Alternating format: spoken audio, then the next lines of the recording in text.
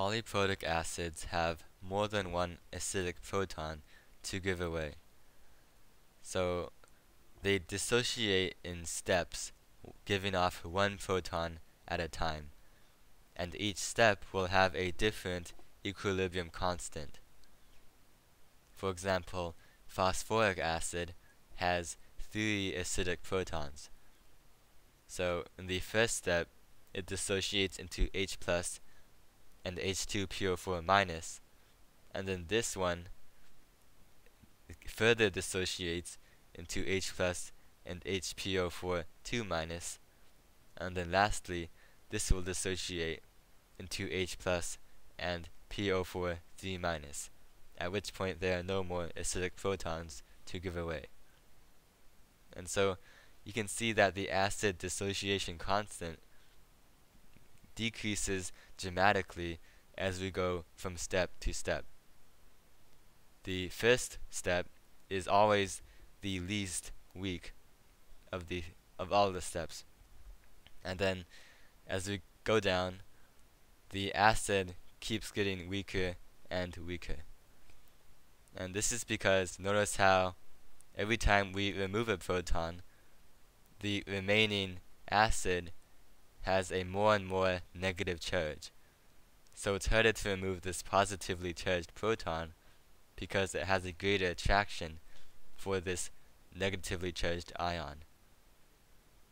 And so when solving equilibrium problems with polyprotic acids, we usually only look at the first dissociation step because again it produces much more H plus in solution than the other steps. So if we have 5 molar phosphoric acid, then since even the first step is still a weak acid, so the major species are going to be the phosphoric acid and water.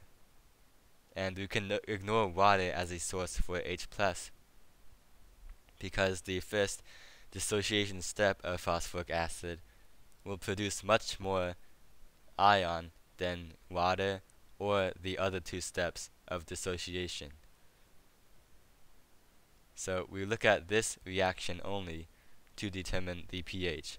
Phosphoric acid dissociating into H plus and H2PO4 minus. So the procedure for solving these problems is now the same. We set up the ice chart. We have 5 molar phosphoric acid initially, and then 0 of the other 2 products. And so they're all in a 1-to-1 molar ratio. So if the concentration of phosphoric acid decreases by an amount x to reach equilibrium, then the concentration of H plus and H2PO4 minus will increase by that same amount x at equilibrium. So we get these equilibrium concentrations and plug them into the equilibrium expression for the first dissociation step of phosphoric acid. And then since it's a weak acid with a very small equilibrium constant, we can approximate 5 minus x as 5, since x will be very small, since it does not shift much to the right to reach equilibrium, given the small equilibrium constant. So solving for x, we get 0.19, and then the concentration of hydrogen ion will just be the same as x, 0.19 molar.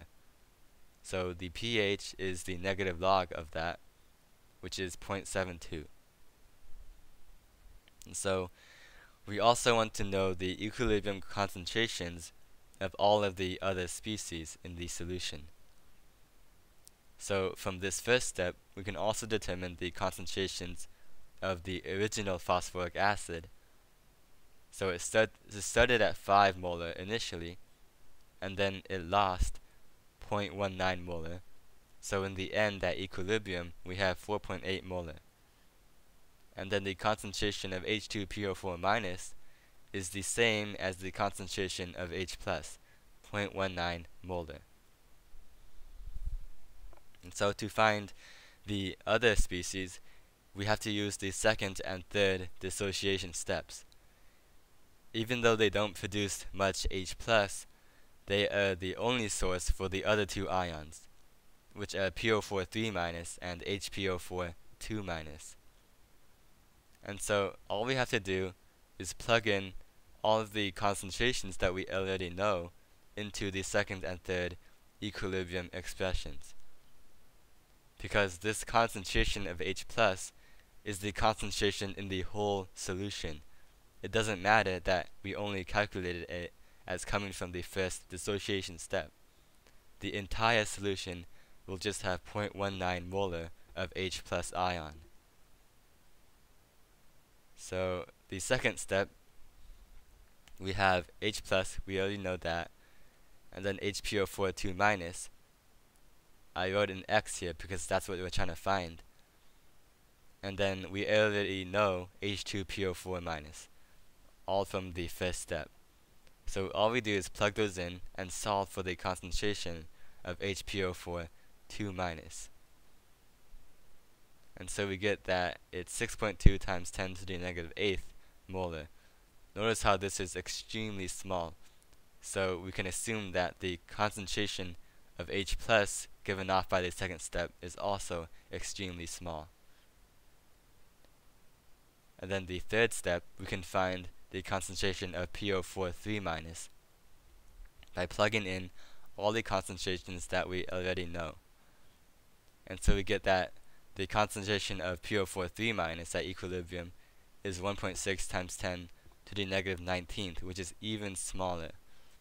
So you can see from these numbers that we were right in assuming that only the first dissociation step significantly contributes to the concentration of H+ at equilibrium. So one of the polyprotic acids is more unique, which is sulfuric acid. Its first dissociation step is actually strong. So the first dissociation is 100%.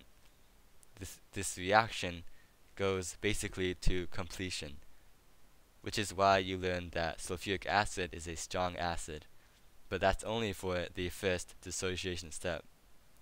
The second dissociation step is a weak acid.